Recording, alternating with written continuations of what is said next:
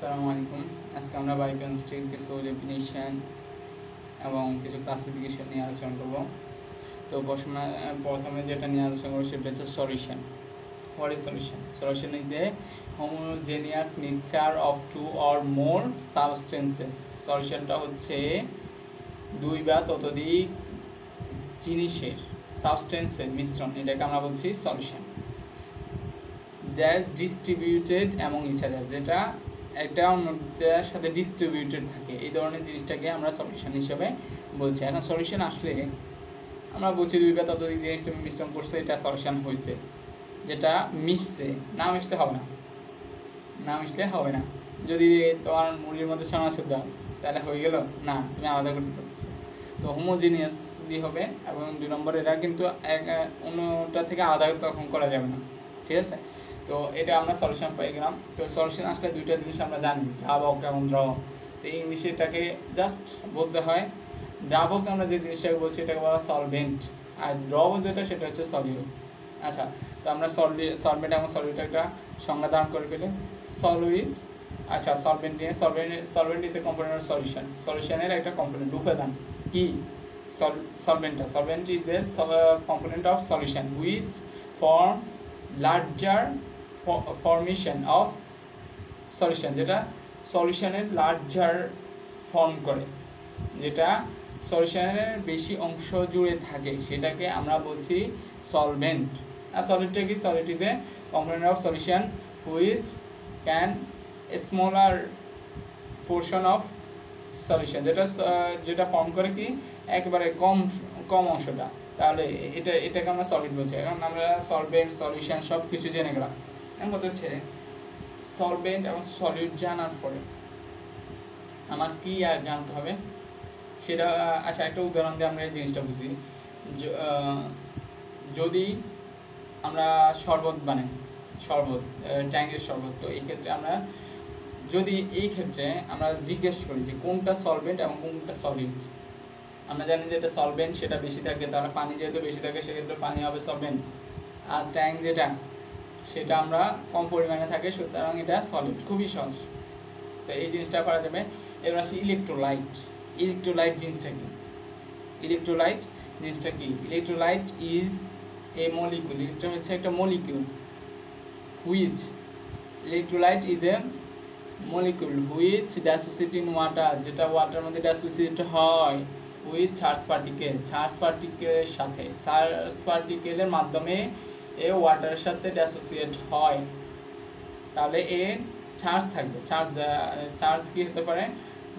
আয়ন্স, যেমন ক্যাটায়ন এবং অ্যানায়ন হিসাবে সে পানিতে অ্যাসোসিয়েট হবে। অ্যান্ড কি করবে? আরেকটা কন্ডিশন হচ্ছে ক্যারিং ইন ইলেকট্রিক চার্জ, যে ইলেকট্রিক চার্জকে ক্যারিং করতে পারবে, বহন করতে পারবে। তাহলে আমরা এটা পেয়ে গেলাম আমাদের ইলেকট্রোলাইট। এখন কিছু মোস্ট ইলেকট্রোলাইটের বলতে পারবে, সেগুলোর মধ্যে আমরা সোডিয়াম, ক্লোরিন, পটাশিয়াম এবং বাইকার্বনেট, এই 4টাকে বলবো। এবং আমরা দেখতে পাচ্ছি সবগুলোতে কিন্তু চার্জ আছে, এবং সবগুলো কিন্তু বিদ্যুৎ পরিবহন করে, চার্জ পরিবহন করে, এবং সবগুলো কি হচ্ছে ক্যারিং সাবস্টেন্স, হ্যাঁ, যে সবগুলো কিন্তু পানিতে সলভেন্ট ডিসোসিয়েট হয়, ঠিক আছে? ওকে, তাহলে আমরা পেয়ে গেলাম এটা ইলেকট্রোলাইটের ব্যাপার শেষ। এখন আসি মোলটা কি? মোল হচ্ছে it is gram atomic weight of কম্পাউন্ডের মধ্যে গ্রাম অ্যাটমিক ওয়েট, যেটা এটাকে আমরা কি বলছি? মোল। আচ্ছা, মোলারিটি এবং অসমোলারিটি। মোলালিটি দুইটা সংজ্ঞা।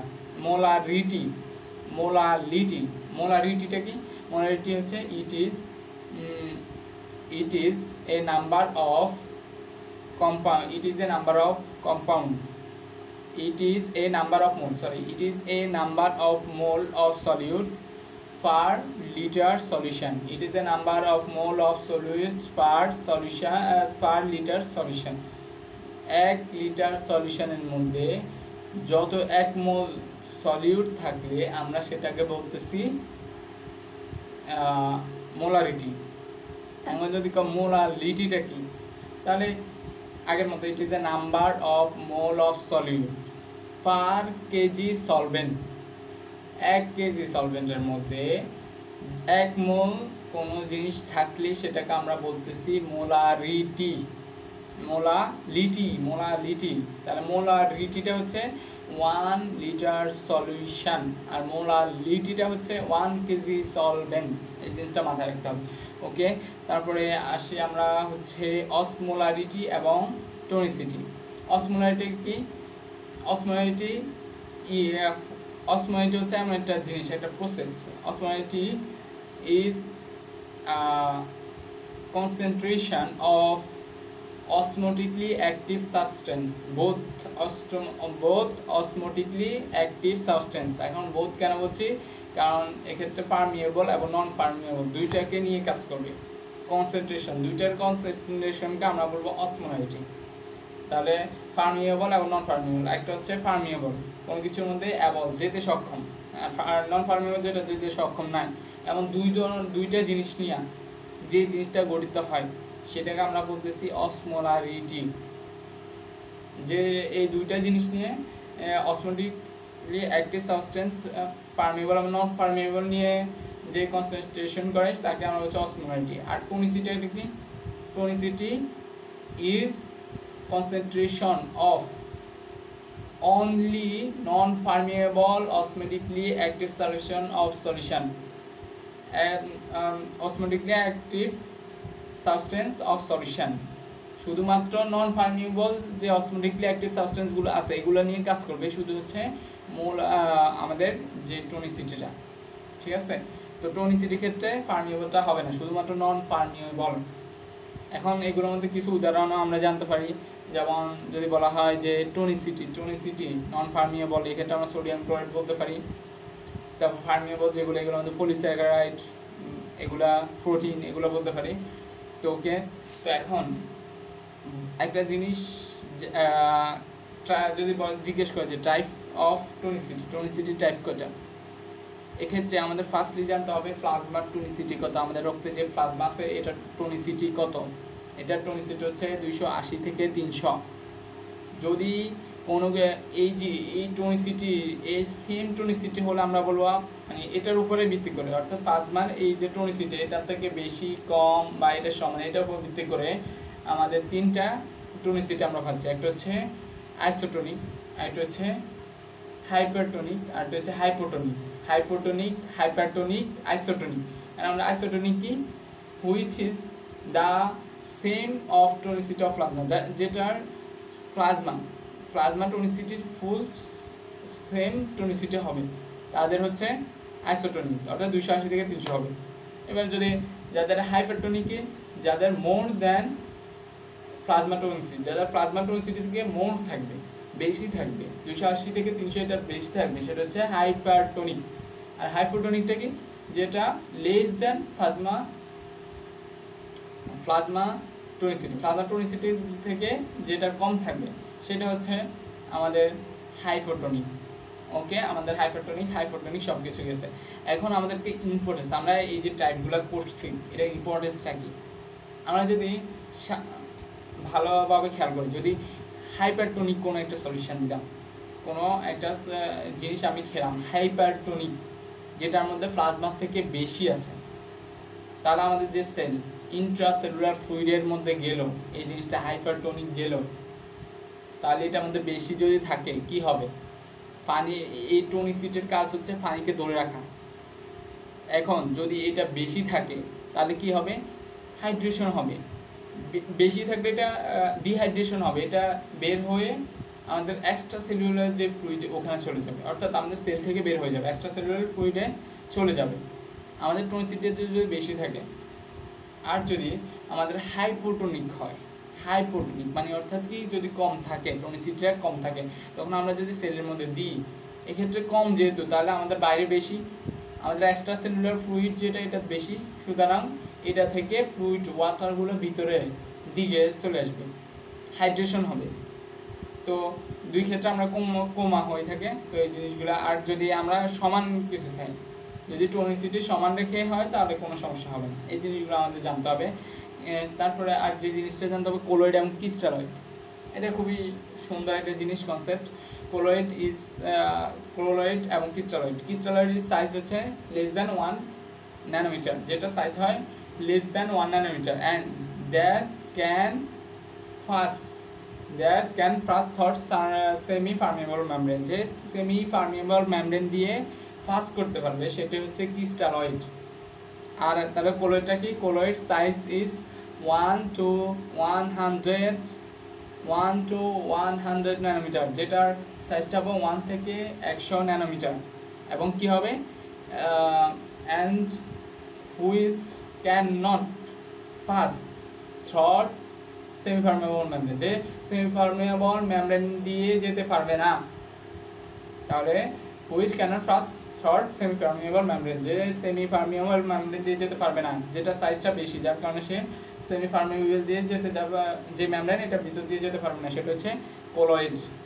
সেটা হচ্ছে কোলয়েড। তাহলে আমাদের ক্রিস্টালয়েড এবং কোলয়েডটা বুঝলাম। এখন এই যে ক্রিস্টালয়েড আর কোলয়েড, ঠিক আছে, এটার মধ্যে পার্থক্য, যে difference of colloid and crystalloid কী বলবে। ফার্স্ট আমরা এখানে কিন্তু দুইটা পেয়ে গেছি।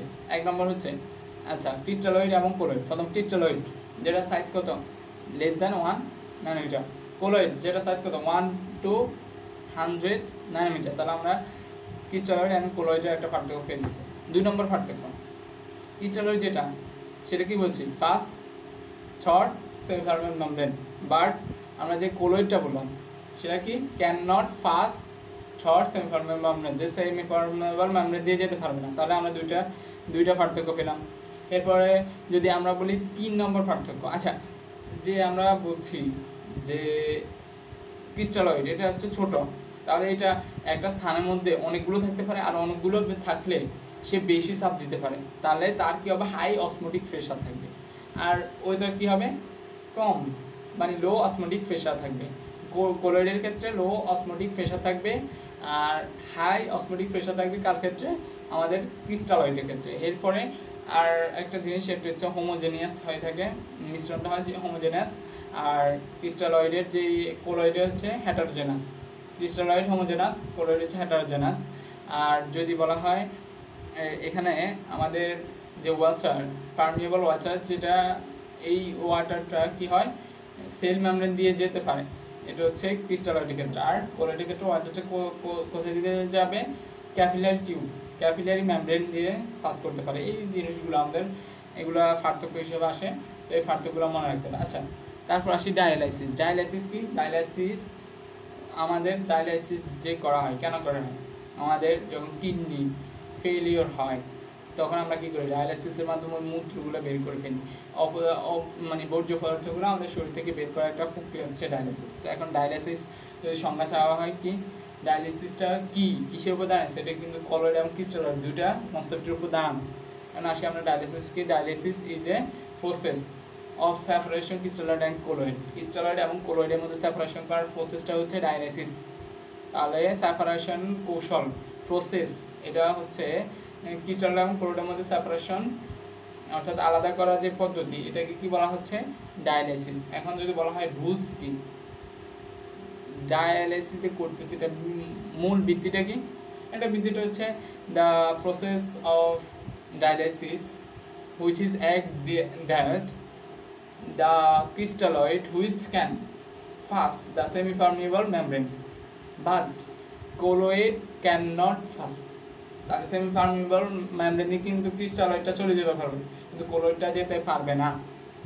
এখন একটা জিনিস আমাদের জানতে হবে, আমাদের যে প্রোটিন বা অন্যান্য 80% আমাদের শরীরে যত সাবস্টেন্স আছে তার 80% হচ্ছে কোলয়েড, আর ক্রিস্টালয়েড হচ্ছে 20%। এর মধ্যে মজার ব্যাপার হচ্ছে আমাদের যে মূত্র, ইউরিয়া, অ্যামোনিয়া, এই জিনিসগুলো কি? এই জিনিসগুলো হচ্ছে ক্রিস্টালয়েড, যার কারণে এগুলো সেমি পারমিয়েবল মেমব্রেন দিয়ে চলে যায়।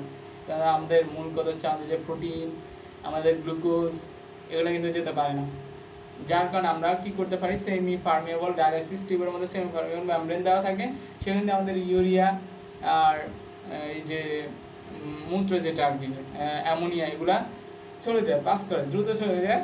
আর আমাদের যে ভালো জিনিসগুলো গ্লুকোজ, তারপরে বলা যেতে পারে আমাদের কার্বোহাইড্রেট বা অন্যান্য, অর্থাৎ শরীরের 80% জিনিস ওগুলো যেতে পারে না, আমাদের আয়নগুলো যেতে পারে না, সব কিছু ঠিক থাকে, আর যেগুলো খারাপ সেগুলো বের হয়ে চলে যাচ্ছে। এই সিস্টেমের উপর ভিত্তি করে কিন্তু আমাদের ডায়ালাইসিসটা দাঁড়ানো। ঠিক আছে। এখন যদি বলেন ডায়ালিসিসটার উপকারিতা কি, 1 নম্বর এটা একটা কি আর্টিফিশিয়াল কিডনি হিসাবে কাজ করে, which is act as artificial kidney, যেটা কিডনি আর্টিফিশিয়াল কিডনি হিসাবে কাজ করতেছে। ঠিক আছে, হয় কিডনি ফেলিউর, কিডনি যখন ফেল হয়ে যায় তখন আমরা এই পদ্ধতিতে কী করতে পারি, যে এই পদ্ধতিতে আমরা আর্টিফিশিয়াল কিডনি হিসাবে ডায়ালিসিসটা করতে পারি। 2 number, it is act as it is use as poisoning, এটা পয়জনিং ক্ষেত্রে ইউজ করা হয়। কেউ যখন পয়জনিং করে তাদের ক্ষেত্রে এই মলমূত্রটা বের করা হয়। তারপরে it is use of hyperkalaemia, hyperkalaemia হচ্ছে মূলত হচ্ছে পটাশিয়াম বৃদ্ধি পাওয়াকে হাইপার ক্যালামিয়া বলে, আর এই ক্ষেত্রে এই ক্ষেত্রে কাজ করে। তো আমাদের মোটামুটি আমরা ডায়ালিসিসটা শেষ। আর আইসোটোপটা কি, হুইচ সেম অ্যাটমিক নাম্বারটা যে সেম থাকবে বা ডিফারেন্ট অ্যাটমিক ওয়েট, বল সংখ্যাটা ভিন্ন থাকবে, অর্থাৎ কি যার পারমাণবিক সংখ্যা একই থাকবে, বল সংখ্যাটা ভিন্ন থাকবে, তাকে তো আমরা আইসোটোপ বলি। আইসোটোপের ক্ষেত্রে কিছু সংজ্ঞা আছে, যে আইসোটোপ টাইপস কয় ধরনের টাইপস আইসোটোপ আছে, এক্ষেত্রে 2 ধরনের, এক্ষেত্রে 2 ধরনের আইসোটোপ আমরা পাচ্ছি। একটা হচ্ছে স্টেবল আইসোটোপ আর হচ্ছে unstable isotope or radioactive isotope. Stable আইসোটোপকে which contains a stable nucleus, যেটা একটা নিউক্লিয়াস, স্টেবল নিউক্লিয়াসকে কী করছে, ধারণ করছে, and that can not emit radiation, যে রেডিয়েশনকে ইমিট করতেছে না, কোনো তেজস্ক্রিয়তা ছড়াচ্ছে না, সেটাই হচ্ছে আমাদের স্টেবল আইসোটোপ।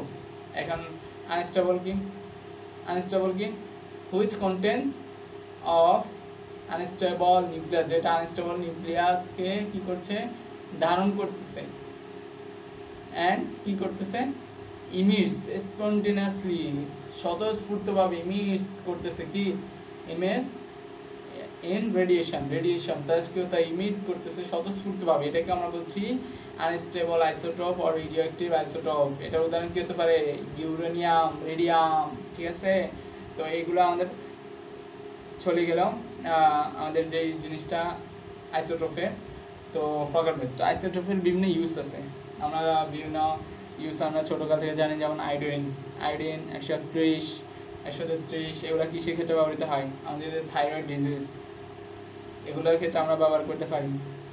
তারপরে সোডিয়াম আমাদের ব্যাসেলের ক্ষেত্রে ব্যবহার করে, ব্যাসেলের ডিজিজ হলে ব্যবহৃত হয়। তারপরে এভাবে আরও অনেক কিছু আছে, আমাদের ব্রেন টিউমারে আমরা আইসোটোপ ব্যবহার করতে পারি। এক্ষেত্রে আরও অনেক ব্যবহার, বর্তমানে এডুকেশন ক্ষেত্রেও আমাদের আইসোটোপের ব্যবহার রয়েছে। তো মোটামুটি এটি আমাদের আজকে আলোচনা। Thank you all.